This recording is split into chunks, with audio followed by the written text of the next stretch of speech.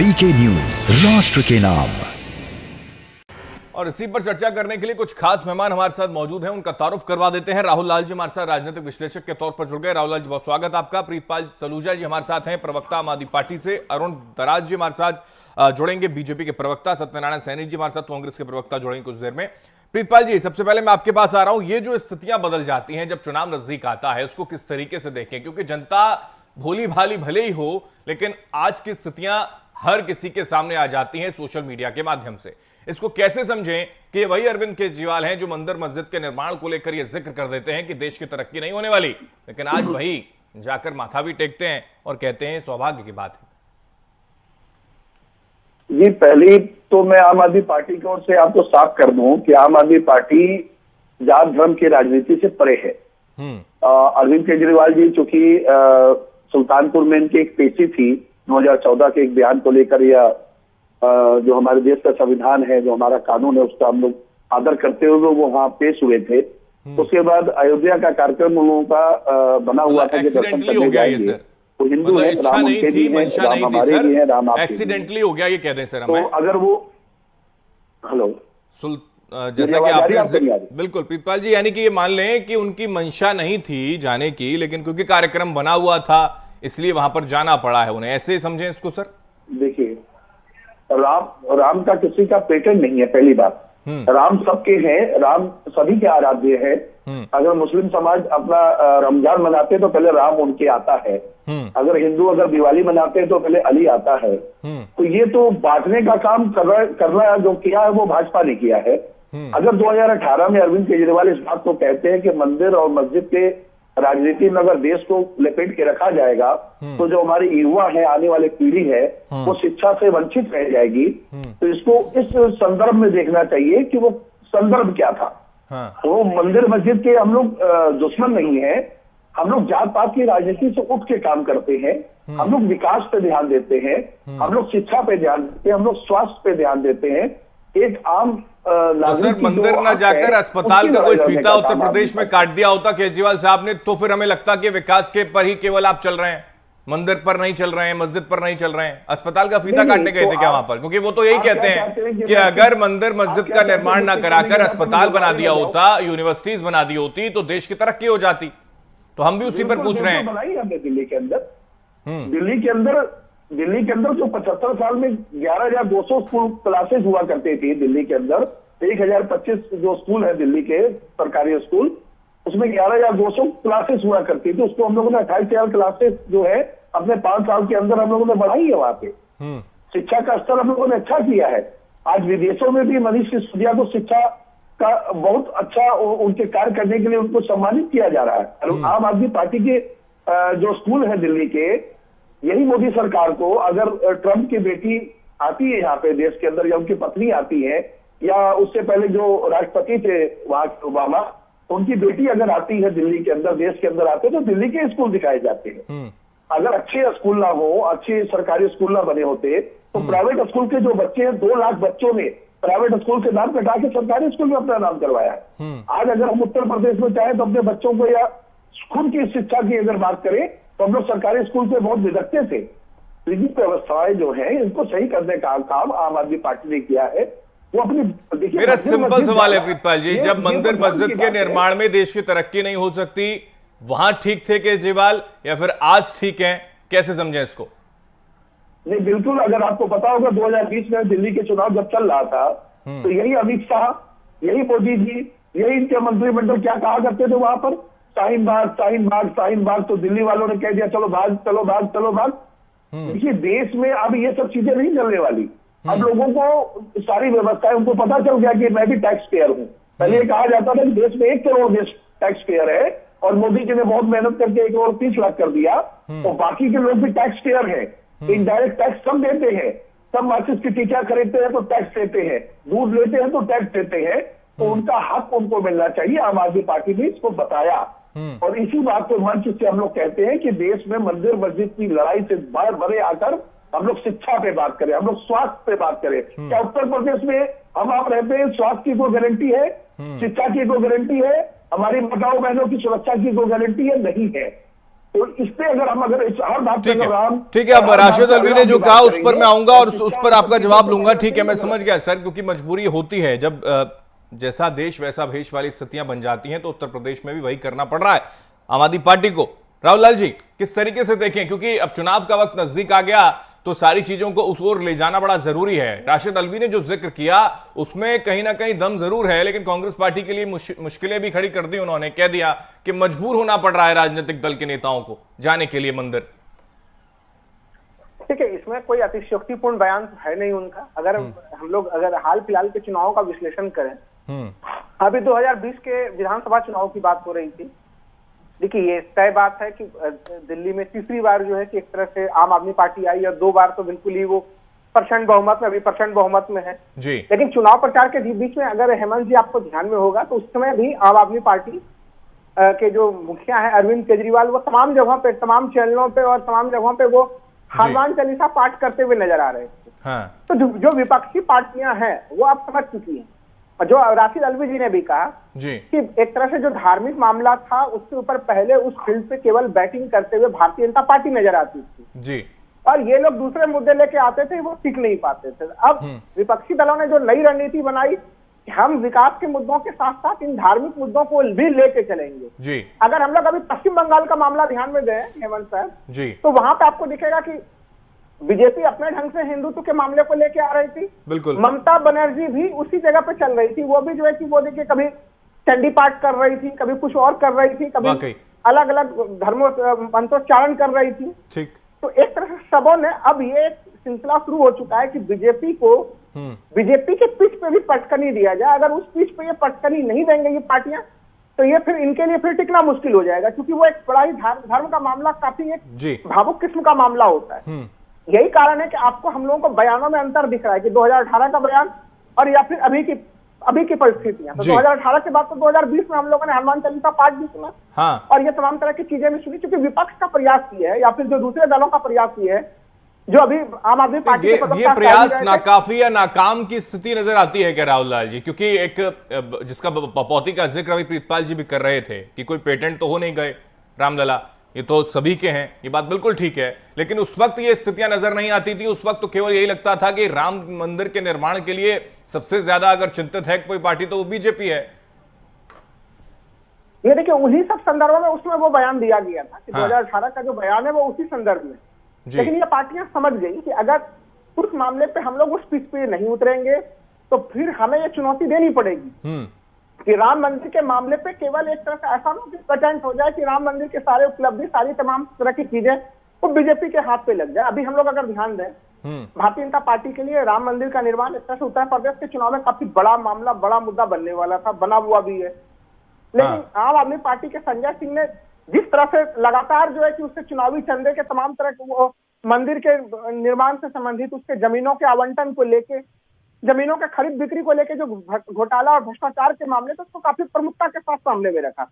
देखिए, मैं ये नहीं कह रहा कि उत्तर प्रदेश में आम आदमी पार्टी की स्थिति काफी मजबूत है, लेकिन हाँ, चुनावों के विमर्श को दाएं से बाएं करने की कैपेसिटी आम आदमी पार्टी के पास होती है। संजय सिंह ने जिस उग्रता के साथ उस समय मंदिर से संबंधित विभिन्न घोटालों को सामने में रखा, तो एक तरह से कहीं कहीं उस समय आप देखेंगे कि बीजेपी बैकफुट पे चली गई थी। बिल्कुल।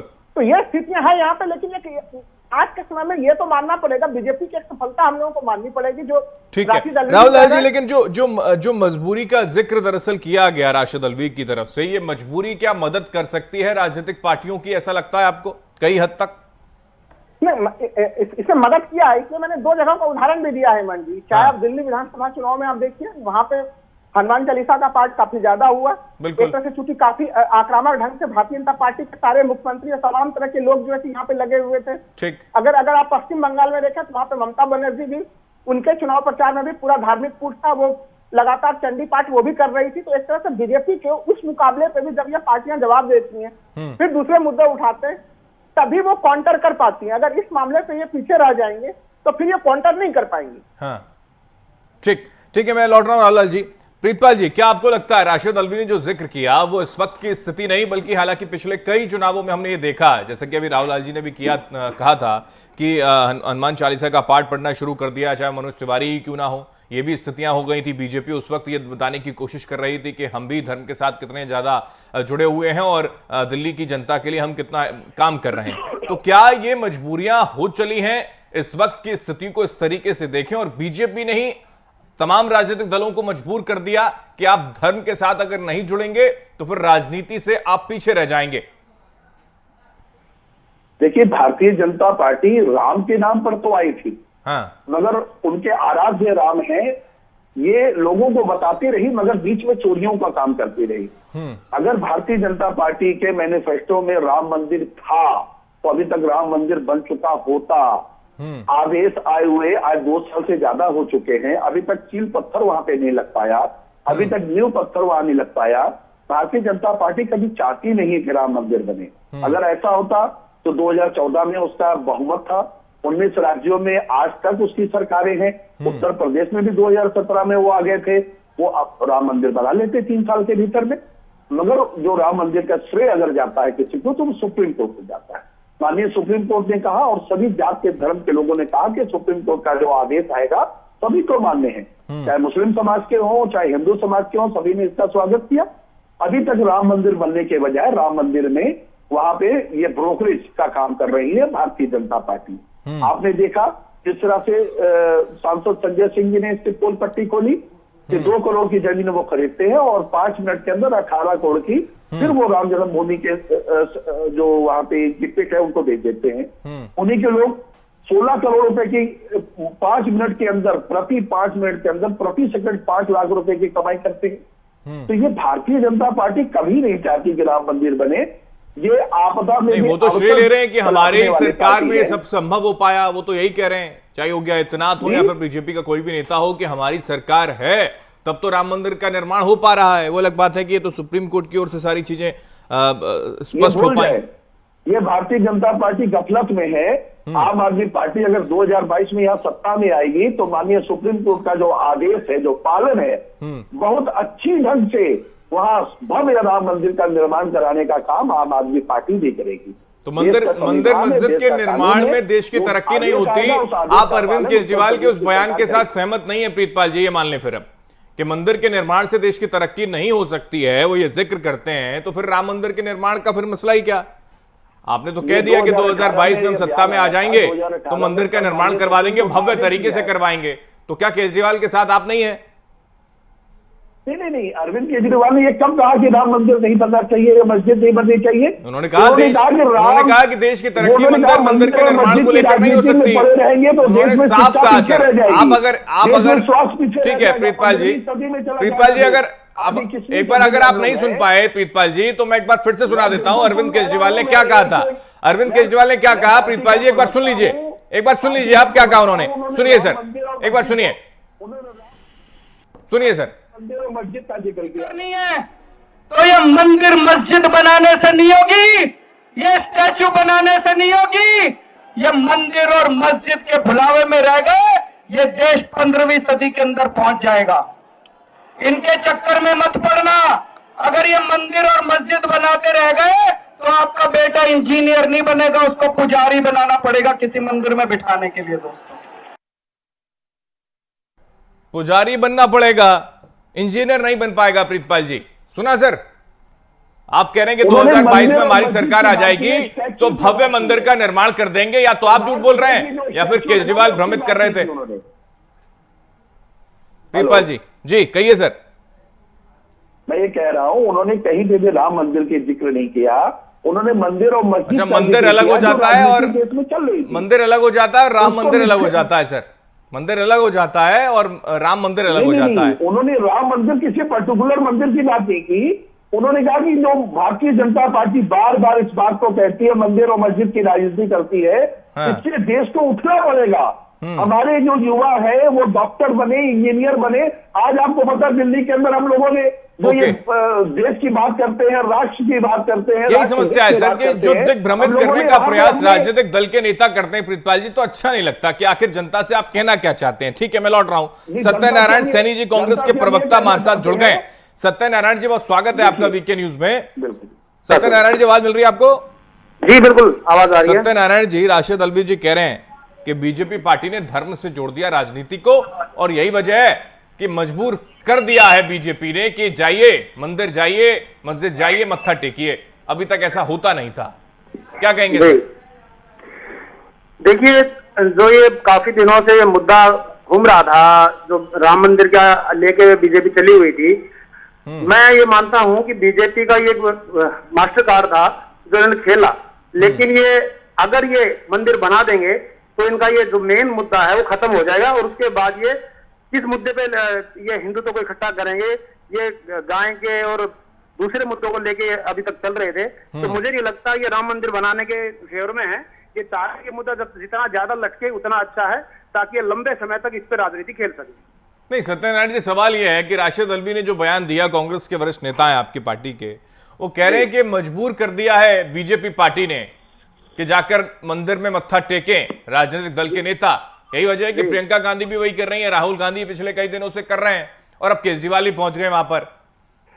देखिए, ये तो उनका मानना है, लेकिन कौन कहता है कि इससे पहले कभी कोई राम मंदिर नहीं गया या किसी मंदिर में नहीं गए या वैष्णो देवी नहीं गए। हमेशा से हिंदुस्तान में जो भी कांग्रेस पार्टी के लीडर रहे हैं, उन्होंने हमेशा मंदिर के अंदर, मस्जिद के अंदर और सभी धर्मों को एक इकट्ठा लेके चले हैं। ये खाली एक हिंदुत्व को लेके नहीं चले हैं। आज तक जो कांग्रेस बीजेपी ने मजबूर किया है क्या सत्यनारायण जी? लगता है आपको बीजेपी ने मजबूर कर दिया? यही वजह है कि चाहे वो पश्चिम बंगाल का चुनाव हो या फिर दिल्ली का चुनाव हो। नहीं, देखिए, ये बीजेपी का कोई मुद्दा नहीं है कि हिंदू को खाली बीजेपी को का पेटेंट हो गया है कि हिंदू जो होगा तो बीजेपी का होगा और अगर कोई मुस्लिम होगा या ईसाई होगा तो वो दूसरी पार्टी का होगा। ओके सत्यनारायण जी, लौट रहा हूं मैं आपके पास। फिलहाल एक छोटे से ब्रेक लें, यहां पर रुकते। ब्रेक के बाद चर्चा को आगे बढ़ाएंगे और समझने की कोशिश की क्या वाकई धर्म से जोड़ने की वजह से राजनीतिक दल भी अब मजबूर हो गए मंदिर के चक्कर काटने के लिए। ब्रेक के बाद एक बार फिर से स्वागत है। जिक्र दरअसल मंदिर मस्जिद को लेकर राजनीतिक दलों के नेताओं की ओर से होना शुरू हो गया, क्योंकि चुनाव नजदीक है और अगर ऐसा जिक्र होता है तो इसके मायने बड़े अहम हो जाते हैं। वोट अगर चाहिए तो मंदिर जाकर मत्था टेकना होगा, मस्जिद जाकर मत्था टेकना होगा। ये स्थितियां दरअसल बन गई हैं। यही वजह है कि वरिष्ठ नेता कांग्रेस के कह रहे हैं कि यह मजबूर किया बीजेपी पार्टी ने। ऐसा है क्या? इन्हीं को समझने की कोशिश लगातार कर रहे हैं। सभी मेहमान हमारे साथ बने हैं। राहुल लाल जी, प्रीतपाल जी हमारे साथ हैं, अरुण दराज जी बीजेपी प्रवक्ता जुड़ गए इस बीच, और सत्यनारायण सैनी जी हमारे साथ हैं। अरुण जी, आवाज मिल रही है सर आपको?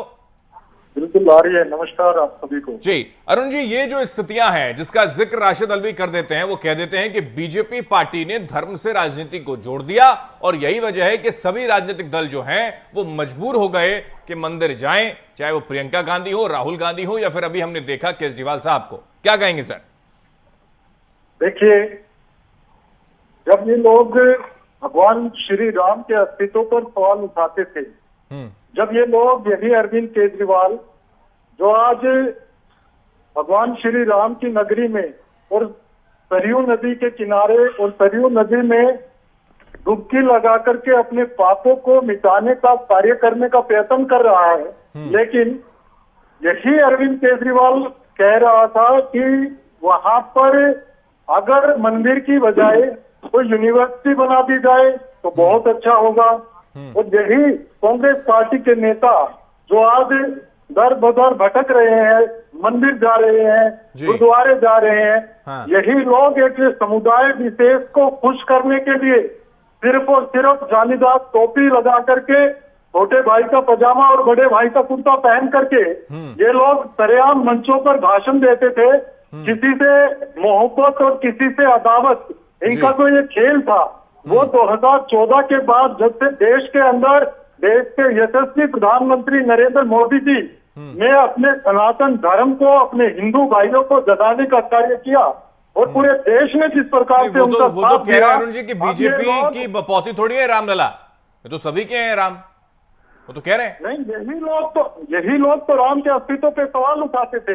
और मैं पूरे विश्वास के साथ आज आपके मंच के माध्यम से ये कहना चाह रहा हूँ कि राम जी का मंदिर तो एक झांकी है, अयोध्या तो मात्र एक झांकी है।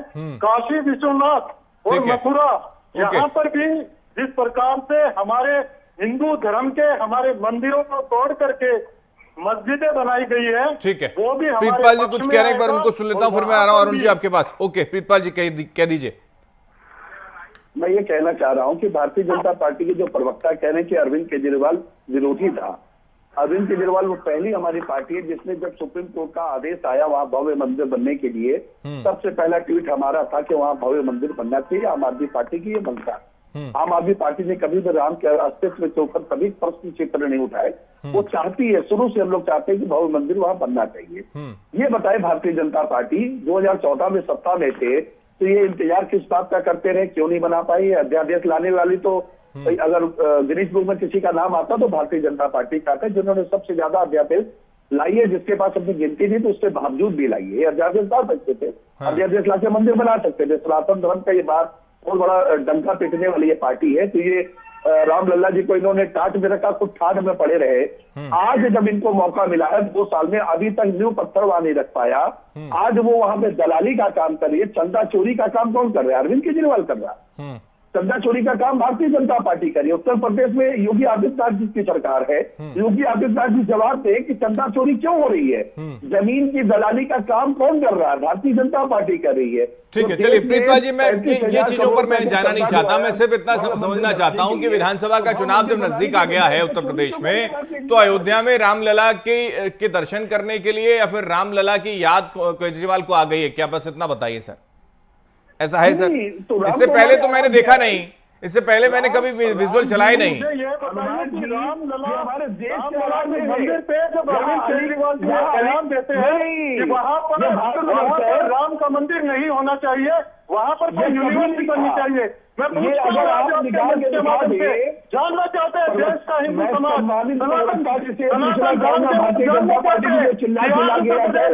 अगर चुनाव आता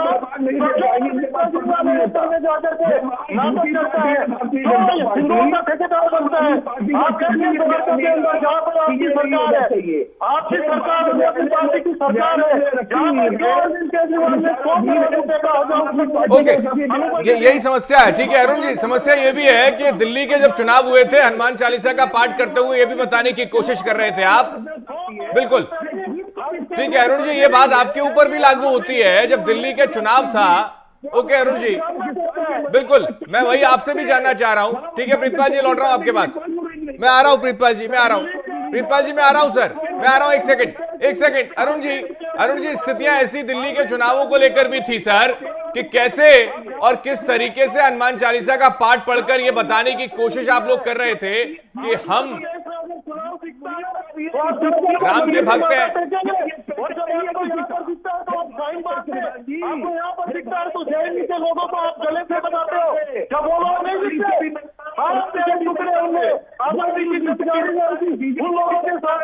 चलिए ठीक है, ओके सर, ओके अरुण जी ऐसे डिबेट नहीं हो पाएगी। मैं लौट रहा हूँ एक बार आपके पास, मैं आ रहा हूँ, एक बार शांत हो जाए। प्रीतपाल जी मैं आ रहा हूँ सर, प्रीतपाल जी आ रहा हूँ मैं। प्रीतपाल जी एक सेकंड सर, ठीक है मैं आ रहा हूँ सर, मैं लौट रहा हूँ आपके पास। मैं मानता हूँ ये कांग्रेस, मैं मानता हूँ आम आदमी पार्टी की मजबूरी हो सकती है। मेरा सवाल भी वही था प्रीतपाल जी, मेरा सवाल भी वही था कि जब चुनाव नजदीक आ गया तो आपको रामलला के दर्शन करने के लिए मजबूर होना पड़ रहा है क्या? ये स्थिति हो गई। पहले मनीष सिसोदिया आते हैं, संजय सिंह आते हैं, अब केजरीवाल भी खुद आ गए। संत समाज तो विरोध कर रहा है सर। संत समाज ये कह रहा है कि केजरीवाल को याद आई तो आई क्यों, वो ये कह रहे हैं मंदिर बनाओ, ये क्यों नहीं मंदिर बना? उसमें दलाली करने का काम, चंदा चोरी का काम। अरे सर दलाली अगर करें तो उनको एक्सपोज भी कीजिए आप, कोई दिक्कत नहीं है उसके लिए। उनको एक्सपोज करने के लिए आपके पास मौका है, जितना मौका आप बना सकते हो उतना बुराइए। ठीक है मैं लौट रहा हूँ। ओके प्रीतपाल जी लौट रहा हूँ आपके पास। ठीक है ओके सर, मजबूरी में आपकी आवाज मेरे को डाउन करनी पड़ेगी। मैं लौट रहा हूँ आपके पास। सत्यनारायण जी, ये जो स्थितियां बनी हुई हैं, इन सब के बीच में अगर कांग्रेस पार्टी भी अगर इस तरीके से सामने आ जाती है, चाहे प्रियंका गांधी का एक्टिव हो जाना हो और मंदिरों में लगातार चक्कर लगाना हो, तो क्या ये भरोसा जनता पर आप बनाने की कोशिश में लगे हैं कि हम धर्म के साथ हम भी जुड़े हैं साहब, हमको मत भूल जाना, हम भी पिक्चर में हैं? सत्यनारायण जी देखिए, पहली बात तो मैं आपको कहना चाहूंगा, जिस प्रकार से जो केजरीवाल जी हैं, दिल्ली के जो उन्होंने वादे किए थे 70 वादे, उनमें से कितने उन्होंने पूरे किए? जन लोकपाल बिल हुआ, चाहे शिक्षा के ऊपर हुआ, चाहे उन्होंने हॉस्पिटल के बारे में हुआ, चाहे जो हमारे रोड नाली जो और सिस्टम है उस पे हुआ, या जो आप ये कोरोना काल के अंदर आपने देखा होगा किस प्रकार से दिल्ली ऑक्सीजन तक पूरा नहीं कर पाई थी। अब यूपी के इलेक्शन आए तो ये रामलला को याद करने लगे, जब ये चिल्ला कर कहते थे कि राम मंदिर की जरूरत नहीं है और आपको यहाँ पे हॉस्पिटल चाहिए। मैं पूछना चाहूंगा केजरीवाल सरकार से कि इन्होंने कितने दिल्ली के अंदर यूनिवर्सिटी बनाई है, कितने इन्होंने हॉस्पिटल बनाए हैं, कितने इन्होंने डॉक्टर भर्ती किए हैं, कितने इन्होंने टीचर भर्ती किए हैं। इन्होंने कुछ नहीं किया। दिल्ली से बाहर जाके ये सबसे महंगी बिजली बताते हैं और वहां कहीं 300 यूनिट फ्री देते हैं, कहीं 500 यूनिट फ्री देते हैं। और दिल्ली के अंदर ये क्या, दिल्ली वालों ने ऐसा क्या कर दिया कि 200 यूनिट के बाद ये बिल लगा देते हैं? या दिल्ली के जो युवा हैं उन्होंने ऐसा क्या गुनाह कर दिया कि उनको ये रोजगार भत्ता तक नहीं देते हैं? यहाँ की जो पेंशन थी उनको बंद कर दिया जाता, नई पेंशन बंद नहीं है। 50 लाख से ज्यादा राशन कार्ड पेंडिंग पड़े हैं, आज तक कोई राशन कार्ड बना नहीं है, कोई नया नाम चढ़ा नहीं है किसी का भी। तो गरीब के साथ नहीं है। ये पोस्टरबाजी की सरकार है। केजरीवाल सरकार किसी की सरकार नहीं है। जहां मौका देखती है उसी सुर में बोलने लग जाती है। गिरगिट से भी ज्यादा रंग बदलते हैं ये। मैं ये कहना चाहूंगा, ये राम मंदिर का बहाना है। ये खाली अपना वहां पे वर्चस्व दिखाना चाहते हैं कि जी हाँ, हम रामलला के साथ हैं, लेकिन ये रामलला की इनको कोई जरूरत नहीं है। इनको अपनी राजनीति चमकाने के लिए दिल्ली का पैसा बाहर ले जाके खर्च रहे हैं। हेलो, डॉक्टर सुनंदा दुबे जी हमारे साथ हैं, हिंदू राष्ट्रीय अध्यक्ष, हिंदू राष्ट्रीय महासभा के उपाध्यक्ष हैं। ओके सर, का नाम नहीं लेना चाहूंगा। ओके मैं लौट रहा हूँ। सुनंदा जी, आवाज मिल रही है आपको? सुनंदा जी, हाँ जी सुनंदा जी, ये जो स्थितियां इस वक्त वर्तमान में बनी हुई हैं, इसको किस तरीके से आप देखती हैं? चाहे वो केजरीवाल जाकर अयोध्या में दर्शन करने के लिए मजबूर हो रहे हो, जिसका जिक्र कांग्रेस के नेता कर दें, या फिर वाकई ये स्थितियां बन गई हैं कि अगर आपको चुनावी मैदान में उतरना है और ताल ठोकनी है तो धर्म के साथ तो जुड़ना होगा, मंदिर तो जाना होगा, ये मान लें? देखिए, स्थितियों की अगर बात करें तो इससे पहले तो इन लोगों को कभी राम नाम याद आया नहीं था। राम के नाम पे केवल नफरत करते थे ये लोग और नफरत फैलाते थे। फूट डालो राज करो नीति करते थे ये लोग।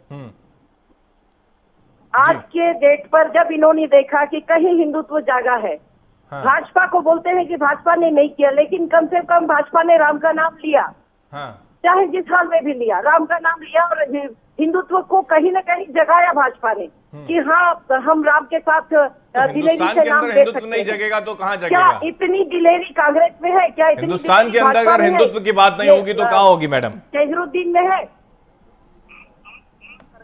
रोहिंग्या को पानी पिलाने वाले, बिस्लेरी देने वाले, जिनको राम नाम कैसे याद आया? आप बिल्कुल गलत कह रही है मैम।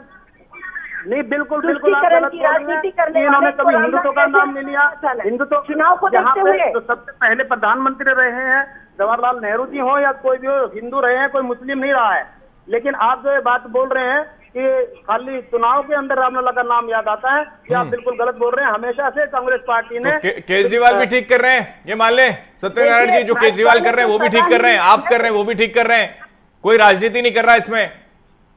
देखिए, अगर दर्शन करना आस्था से जुड़ा हुआ है तो करने दीजिए उनको, फिर क्यों परेशानी हो रही है, पेट में दर्द हो रहा है आपके? दिल्ली की जनता ने उनको बागडोर संभाल दी। अब पूरे 5 साल पहले तो वो मोदी करके चिल्लाए कहते हैं कि उन्हें काम नहीं करने देते। उन्होंने दिल्ली के अंदर कोई काम नहीं किया। तो वायदे किए जन लोकपाल के लिए उन्होंने जो कहा, जो शीला दीक्षित के लिए उन्होंने बहुत इतनी बड़ी मोटी फाइल लेकर रखी थी, वो फाइल समझ में नहीं आई मुझे कहाँ गुम हो गया। एक भी FIR अभी तक नहीं हुई, उस पर कोई सुनवाई नहीं हुई है। अब ये जाके यूपी में चिल्ला रहे हैं कि भाई इन्होंने यहाँ घोटाले किए हैं, ये किए। अरे वो कहाँ है वो डॉक्यूमेंट, कहाँ है वो FIR जिनके आप आधार पर ये कह रहे हैं कि भाई शीला जी ने या हमारे यूपी के जो तो इससे पहले सत्यनारायण जी, प्रियंका गांधी भी मंदिर में जाकर मत्था टेकती नजर नहीं आई थी। ये क्या प्रियंका गांधी उस वक्त नहीं थी क्या उत्तर प्रदेश में? क्या वो राष्ट्रीय महासचिव नहीं थी आपकी पार्टी की? प्रियंका गांधी जी, राहुल गांधी जी, ऐसा नहीं है कि इलेक्शन आने पर ही वो मंदिरों में जाते रहे हैं। वो हमेशा से मंदिरों में जाते रहे हैं। वो हमेशा एक सद्भावना। तो कब आ रहे हैं रामलला के दर्शन करने? कब आ रहे हैं इकट्ठा करके? कब आ रहे हैं रामलला के दर्शन करने के लिए? वो 70 सालों में जो काम किया था, रामलला के दर्शन करने के लिए आ रहे हैं क्या राहुल गांधी? प्रियंका गांधी रामलला के दर्शन करने के लिए पहुंच रही हैं क्या? बिल्कुल जाएंगी सर, क्यों नहीं जाएंगी, जा रही हैं। यानी अब याद आ चुकी है उनको। पहले तो इन्हीं को लेकर कोर्ट तक पहुंच गए थे वो लोग, और ये भी जिक्र कर रहे थे कि सुप्रीम कोर्ट इसको आगे ले जाए। आप ही के नेता है ना कपिल सिब्बल, वही जिक्र कर रहे थे। देखिए, ये चीजें देखिए, मैं आपको बताना चाहूंगा कौन कहां लेकर गया था। ये भूतकाल की बातें हैं। ठीक है, कांग्रेस पार्टी ठीक है, हमेशा से रामलला के जो मंदिर के इसमें हक में रही है, कोई कभी इन्होंने इसके ऑब्जेक्शन नहीं उठाया है। अभी जो ये बीजेपी और हिंदू मुस्लिम और ये करके देश को बांट रही है, ये कह रहे हिंदू जाग गया है। सर कपिल सिब्बल ही कह रहे थे कि चुनाव निपट जाए, उसके बाद इसको लेकर राम मंदिर के निर्माण को लेकर कहीं कोई जिक्र होना चाहिए। कपिल सिब्बल ने कहा था ना सर, कांग्रेस पार्टी के नेता है ना, वो अलग बात है कि G23 में चले गए अब वो। ठीक है, लौट रहा हूं राहुल लाल जी, किस तरीके से इसको समझा जाए कि हिंदुत्व का अगर जिक्र हो रहा है और हिंदुत्व को उठाने का प्रयास बीजेपी ने किया है, तो यह मान लिया जाना चाहिए कि हिंदुस्तान के अंदर राजनीति में एक नया अध्याय जुड़ गया है? यही वजह है कि उसमें कंफ्यूजन भी है और मजबूरियां भी। इसमें कहीं कोई शक वाली चीज नहीं है। अब ये राजनीति में धर्म का पुट हो चुका है। अभी यहाँ पे देखिए तमाम तरह की चीजें अभी राम मंदिर को लेके कही जा रही थी। हमें याद है अभी भी कि 1993 में उसमें नरसिम्हा राव एक अध्यादेश लेके आ रहे थे उस समय मंदिर निर्माण करने के लिए। लेकिन बाद में फिर उसमें बीजेपी ने उसमें विरोध कर दिया था कि अध्यादेश लाके ये बनाने का तरीका सही नहीं है। और उस समय उसको लेके एक तरह से सहमति नहीं बन पाई थी जी। तो नहीं तो मंदिर का विवाद 1993 में ही सुलझ जाता। तो देखिए इस प्रकार की चीजें ये ऐसी होती है कि इसको राजनीति में इस प्रकार के मुद्दों को जीवित रखा जाता है। और इसमें भारतीय जनता पार्टी काफी इस मामले को लेकर सफल रही। और दूसरों के लिए जो मैं बार बार इसलिए कह रहा हूँ कि राष्ट्रीय दल भी सही चीज कह रहे हैं कि एक तरह से अगर ये हार्ड हिंदुत्व को लेके आए हैं तो दूसरी पार्टियां वो सॉफ्ट हिंदुत्व के तरफ वो भी अग्रसर है। और बीजेपी के पिच पे अगर वो जवाब नहीं देंगे तो ये काफी बड़ा भावनात्मक मुद्दा है। आप विकास कर रहे हैं, आप दूसरे तमाम तरह की चीजें कर रहे हैं, तो वो आपकी अलग उपलब्धि है। लेकिन अगर इस मामले पे आप पिछड़ गए तो भी आप राजनीति में पीछे रह जाएंगे। इसलिए अलग अलग विधानसभा चुनाव में हम लोग ये पैटर्न अब देख रहे हैं। और आपको यही कारण है कि 2018 और अभी के आम आदमी पार्टी के बयान और अभी के कृत्य में आपको नजर आ रहा है। तो वो कारण यही है कि आपको बीजेपी के पिच पे भी खेलना पड़ेगा और वहां पे भी आपको जवाब देना पड़ेगा। ये स्थितियां बनी हुई है भारतीय राजनीति में। और अभी बहुत तरह के इस प्रकार के दृश्य अभी हेमंत जी और दिखेंगे क्योंकि अभी बिल्कुल जैसे और पास आएंगे हमारे राजनेता। बिल्कुल हो सकता है कि कहीं कोई पाठ करना शुरू कर दे हनुमान चालीसा का, एक बार फिर से ऐसी स्थितियां बननी शुरू हो जाए। हनुमान चालीसा का पाठ दिखेगा आपको, एक तरह से रामचरित मानस के पाठ दिखेंगे, अलग अलग कई तरह के पाठ हम लोग को पढ़ने सुनने के लिए, गीता के पाठ भी पढ़ने सुनने के लिए मिलेंगे हम लोग, क्योंकि यहाँ पे अयोध्या भी है और यहाँ पे वृंदावन भी है। बिल्कुल, तो इस तरह से मथुरा भी है। तो वो हर तरह की और ऐसी स्थितियां भी बन जाएंगी, ऐसी स्थितियां भी बननी शुरू हो जाएंगी। शायद कोई कृष्ण के रूप में बंसी बजाता हुआ भी नजर आ जाए तो उसमें भी कोई दो राय नहीं और कोई अतिशयोक्ति नहीं होगी। प्रीतपाल जी, क्या ऐसा होने वाला है सर? मान लें सर। नहीं, ऐसा आपका मानना है। देखिए आराध्य हैं हमारे देश के जी, हमारे क्या पूरा विश्व उनको मानता है, कृष्ण जी को, हनुमान जी को, राम जी को। हम लोग थोड़ा देखिए अरविंद केजरीवाल अगर गए हैं वहां पर तो इनकी छाती पे जो सबसे बड़ा मूंग डल रहे हैं ये, क्योंकि उत्तर प्रदेश की जनता ने समझ लिया कि भारतीय जनता पार्टी कभी राम मंदिर बनने नहीं देगी। राम मंदिर अगर कोई बनाएगा, माननीय सुप्रीम कोर्ट का जो आदेश उसका पालन करने का कोई काम करेगा तो आम आदमी पार्टी, ये लोग समझने लगे हैं। अभी कांग्रेस के प्रवक्ता इस बार को कह रहे थे कि 70 वादे दिल्ली के किए, इन्होंने पूरे नहीं किए। इनको पता होगा कि सबसे बड़ा दर्द अगर किसी को दिया है आम आदमी पार्टी ने तो वो कांग्रेस पार्टी है। कांग्रेस पार्टी को साफ कर दिया और भारतीय जनता पार्टी को जो आटोपाली पार्टी बना दिया दिल्ली के अंदर। जनता ने सहयोग किया, जनता का काम हुआ।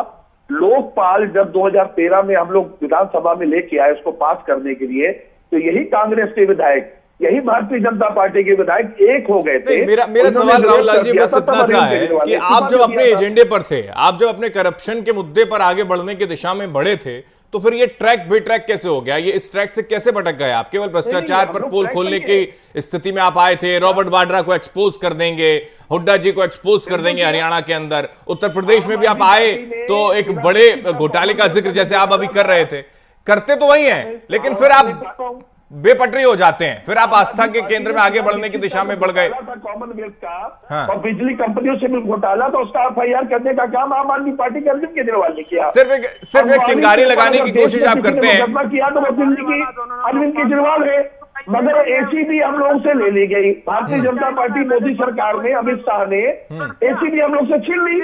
अगर आज ACB दे दे, ये समस्या बहुत बड़ी है प्रीतपाल जी कि आप अगर, प्रीतपाल जी ये समस्या बहुत बड़ी है कि आप एफर्ट्स करते रहे लेकिन रिजल्ट ना मिले। प्रीतपाल जी अगर आप एफर्ट्स करते रहे और रिजल्ट ना मिले तो फिर ऐसा लगता है कि चोर की दाढ़ी में तिनका है, ये मान लें सर कि केवल आप एक्सपोज करने के लिए कह देते हैं लेकिन होता नहीं। ठीक है, अरुण जी कुछ कह रहे हैं, एक बार उनको जोड़ लेते हैं। अरुण जी कहिए। क्या किसी बच्चे के घोटाले का जांच अरविंद केजरीवाल भी करा सकते हैं? भारतीय जनता पार्टी एक एक करके सर, एक एक करके, मैं सभी को नहीं सुन पाऊंगा, एक एक करके प्लीज। आप बड़ी पार्टी के प्रवक्ता हैं सर, सभी राजनीतिक पार्टी बड़ी पार्टियां हैं यहाँ पर जो बैठे हैं सभी लोग, एक एक करके बोले प्लीज। ओके प्रीतपाल जी, मैंने सुन लिया आपको, मैंने सुन लिया सर। अच्छा नहीं लगता सर, डिसिप्लिन रखिए थोड़ा सा। आप तो आपको बड़ी फील्ड पे खेलना है। प्रीतपाल जी मैं लौट रहा हूं आपको, एक बार मैं मौका दे दूं अरुण जी को। अरुण जी कहिए। जी देखिए, यहाँ पर मैं 2-3 बातों को मैंने अपने साथी प्रवक्ताओं को बड़ा धैर्यपूर्वक सुना और मैं उम्मीद करता हूं कि ये भी इन बातों को सुनेंगे और जनता के सामने बात रखने का हमारा अधिकार भी है। आज सबसे बड़ा मुद्दा और इस बहस का मुद्दा है कि क्या जरूरत पड़ी कि अरविंद केजरीवाल और कांग्रेस पार्टी जाकर के मंदिर मंदिर भटक रही है और भगवान के दर पर जा रही है। भगवान के दर पे जाना चाहिए, ये अच्छी बात है। क्या सिर्फ उसका राजनीतिक लाभ लेने के लिए जाना चाहिए? क्या अरविंद केजरीवाल जी जब से दिल्ली के मुख्यमंत्री बने हैं तब से आज तक उनको भगवान राम का पता नहीं था कि अयोध्या में ही भगवान राम है? यूपी का चुनाव सिर पे आते ही नहीं सर, वो आप विकास करने में बिजी थे ना सर, दिल्ली में विकास हो रहा था, उसमें वो व्यस्त थे। वो श्री नरेंद्र मोदी जी ने देश की करोड़ों माताओं को, बहनों को मुफ्त में गैस के सिलेंडर देकर के जो उनकी आंखों से आंसू पोंछे हुए के योजना के तहत 1,000 रुपए के सिलेंडर कर दिया भारतीय जनता पार्टी। दूसरा आयुष्मान भारत योजना जो दिल्ली के अंदर अरविंद केजरीवाल जो दिल्ली के मुख्यमंत्री ने लागू तक नहीं होने दी, 5 लाख रुपए का मुफ्त बीमा पूरे देश के अंदर जहाँ जहाँ भारतीय जनता पार्टी की सरकार है वहाँ पर चल रहा है। लेकिन कहीं भारतीय जनता पार्टी को कोई लाभ न मिल जाए, कहीं मोदी जी को कोई लाभ न मिल जाए, इसलिए दिल्ली की गरीब जनता को आयुष्मान भारत योजना जो हमारी सबसे बड़ी विश्व की हेल्थ पॉलिसी है, 5 लाख रुपए का बीमा है, उसको दिल्ली में लागू चलिए ठीक है सर। मैं ये जन कल्याणकारी योजनाएं और का बखान सुनने के लिए नहीं बैठा हूं अरुण जी। मैं इन योजनाओं को मेरे को नहीं सुनाना दर्शकों को, उनको मालूम है सर, उनको मालूम है कि क्या मिल रहा है क्या नहीं मिल रहा है ग्राउंड लेवल पर। लेकिन ये जो मजबूरी का जिक्र हुआ उस पर हम चर्चा कर ले तो अच्छा होगा। प्रीतपाल जी कुछ कह रहे हैं, उसके बाद मैं लौट रहा हूं अरुण जी आपके पास प्लीज। अरुण जी मैंने मौका दे दिया, एक बार प्रीतपाल जी को सुन लूं, फिर सत्यनारायण जी बार बार फ्रेम से आउट हो रहे हैं, अच्छा नहीं लग रहा मेरे को। ठीक है प्रीतपाल जी अपनी बात कर दें आप। Okay okay sir, okay Arun ji please please, Arun ji please. Pritpal ji कहिए। उत्तर प्रदेश के अंदर दिल्ली सरकार से गुंडा राज चल रहा था। ठीक है अरुण जी, मैं आपकी भावनाएं समझ रहा हूं sir.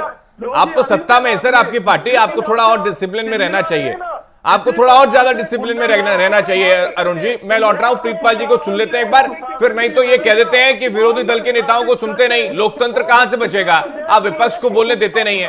Okay okay sir, Pritpal ji कहिए कहिए। प्रीतपाल जी जनता आज विकास के रास्ते पे चल रही है और हाल ही में ठीक है अरुण जी, अरुण जी प्लीज, अरुण जी प्लीज। प्रीतपाल जी जनता को योगी सरकार में कोरोना काल में कितने लोग मरे, कितने लोग को बिना ऑक्सीजन के लिए मरना पड़ा। आप सुनने का अगर धैर्य रखेंगे, आप सुनने का अगर धैर्य रखेंगे तो आपको सारी बातों का पता चलेगा। यही कोरोना काल था जब यहाँ पर सड़कों पर एक भी आम आदमी पार्टी का कार्यकर्ता, कांग्रेस का कार्यकर्ता दिखाई नहीं देता था। यही भारतीय जनता पार्टी के कार्यकर्ता अपनी जान हथेली पर रखिए और ठीक है सर, समझ में आ गया अरुण जी, समझ में आ गया। एक बार आप शांत हो जाएंगे तो मैं प्रीतपाल जी को सुन पाऊंगा, फिर मैं उसका जवाब आपसे ले पाऊंगा सर। अच्छा नहीं लगता ऐसे आप लगातार बोले जा रहे हैं, और भी गेस्ट हैं हमारे साथ, पैनलिस्ट हैं। सत्यनारायण जी को एक बार मैं सुन लूं, प्रीतपाल जी के पास चला जाऊं। ठीक है Arun ji please please sir, please मैं लौट रहा हूं प्लीज। लगातार आप बोलते रहेंगे, ये कोई मंच नहीं है जो भाषण चलता रहेगा आपका। ठीक है, मैं मजबूरी के साथ आपकी आवाज को डाउन करना पड़ा है। मैं लौट रहा हूं आपके पास। राहुल लाल जी, यही स्थिति है, जब जिक्र होना शुरू हो जाए कि क्या आप राजनीति कर रहे हैं तो फिर केवल ये कह देते हैं कि हम तो राजनीति नहीं करते साहब, सामने पार्टी के नेता राजनीति कर रहे हैं। इसको कैसे समझें सर? क्या जनता इन सारी चीजों को नहीं जानती है? जनता बहुत अच्छे तरीके से समझ रही है। देखिए आप टॉपिक आपने क्या रखा है, लेकिन देखिए सारे जो अलग अलग पार्टियों के लोग हैं वो उस टॉपिक से अलग दूसरे मुद्दे पे पहुंच जा रहे हैं। हाँ। तो ये स्थिति है, तो जनता बिल्कुल अच्छे से समझती है कि आप एक तरह से पॉलिटिक्स आप क्या कर रहे हैं। चुनाव इलेक्शन समीप है और इलेक्शन समीप है तो आपकी गतिविधियों में किस प्रकार का परिवर्तन आया हुआ है। बीजेपी जिस तरह से वो बार बार प्रतिबद्धता के साथ बताना चाह रही है कि भाई हम ही है राम मंदिर के सर्वोसर्वा। बाकी जो दूसरे लोग हैं जब वो उसका श्रेय लेते हैं तो उन्हें खराब लगता है। दूसरे पार्टियों के लोग जो कि पहले कुछ और बयान देते हैं, बाद में फिर उनके गतिविधियों में परिवर्तन आता है, जब उनसे सवाल पूछे जाते हैं तो वो उन्हें पसंद नहीं आता है। स्थिति यह है कि राजनीति में मैं फिर से कहूंगा कि राशिद अल्वी का बयान भले ही उसे कोई माने या ना माने, लेकिन एक वो राजनीति के कठोर यथार्थ की तरफ वो हम लोगों को इशारा करता है कि उसी तरफ है राजनीति। इसलिए मैं बार बार कह रहा हूँ कि अभी उत्तर प्रदेश में जो इन 5 राज्यों में जहाँ चुनाव हो रहे हैं वहां पे धार्मिक गतिविधियां, विशेषकर जो हमारे नेताजी लोगों की जो धार्मिक गतिविधियां हैं वो हम लोगों को काफी बढ़ी हुई दिखेंगी। इसमें कहीं कोई शक नहीं, चूंकि उत्तर प्रदेश है, सत्यनारायण जी तो कह रहे हैं कि रामलला के दर्शन करने के लिए जाएंगे राहुल गांधी, प्रियंका गांधी, ऐसा होगा तो ये मजबूरी है। बिल्कुल, आप देख लीजिए, वो खुलेआम कभी नहीं, वो जाएंगे भी। और इसके पहले भी हम लोगों ने देखा है कि प्रियंका गांधी किस तरह से बनारस में उनको कई बार उनको डुबकी लगाते हुए, गंगा स्नान करते हुए भी देखा है हम लोगों ने। और अतीत में हम लोगों ने केजरीवाल जी को भी गंगा स्नान करते हुए देखा है। तो ये चीजें हैं राजनीति में। एक तरह से देखिए, धर्म निजी आस्था का विषय वस्तु होता है, लेकिन कहीं न कहीं आपको एक संकेत अपने मतदाता को देना पड़ता है कि ऐसा नहीं है कि धर्म के साथ हम नहीं जुड़े हुए हैं, हिंदुत्व के साथ जुड़ी हुई पार्टी केवल भारतीय जनता पार्टी है, हम लोग भी उस हिंदुत्व के साथ जुड़े हुए हैं। ये एक संकेत देना आवश्यक होता है। और वो संकेत हार्ड हिंदुत्व के साथ अगर बीजेपी खड़ी है राहुल लाल जी, तो विरोधी दल के नेता सॉफ्ट हिंदुत्व के साथ अपने आप को बताने की दिशा में आगे बढ़ रहे हैं। ऐसा तो वो करना ही पड़ेगा उनके लिए, जरूरी भी है। सत्यनारायण जी, क्या मानते हैं आप कि सॉफ्ट हिंदुत्व के साथ अभी तक नहीं थे तो शायद अब आना शुरू हो चुका है कांग्रेस पार्टी का, ये मान लें? सत्यनारायण जी। हेलो जी सत्यनारायण जी। जी सॉरी, एक बार सुनाई। सत्यनारायण जी, मेरा सवाल यही है कि क्या सॉफ्ट हिंदुत्व के साथ अब कांग्रेस पार्टी भी आगे बढ़ रही है? केजरीवाल साहब ने तो खैर कर ही दिया, दिखाई दिया। ऐसी स्थिति अब राहुल गांधी के साथ भी होंगी, प्रियंका गांधी भी आकर दर्शन करेंगे, मत्था टेकेंगे रामलला के?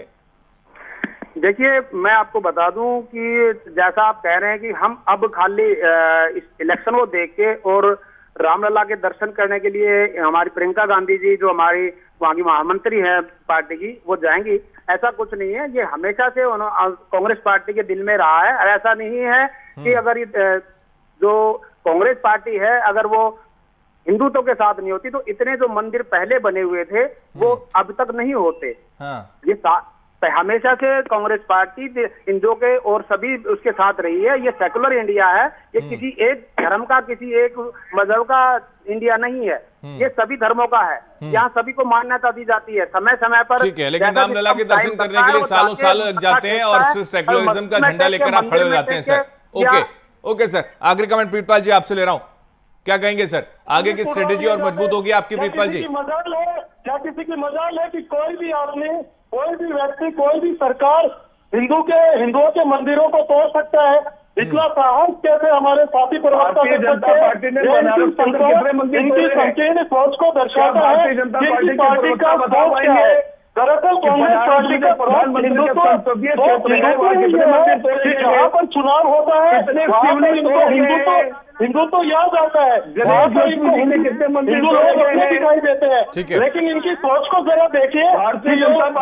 सर, हिंदुत्व का सर्टिफिकेट देने में कौन बीजेपी कौन सा पीछे हट गई थी अरुण जी? स्थितियां ऐसी थी कि दिल्ली में हनुमान चालीसा का पाठ पढ़ना पड़ गया तिवारी साहब को, और फिर अपना पद भी छोड़ना पड़ गया प्रदेश अध्यक्ष की कुर्सी से, क्योंकि हार गए थे ना।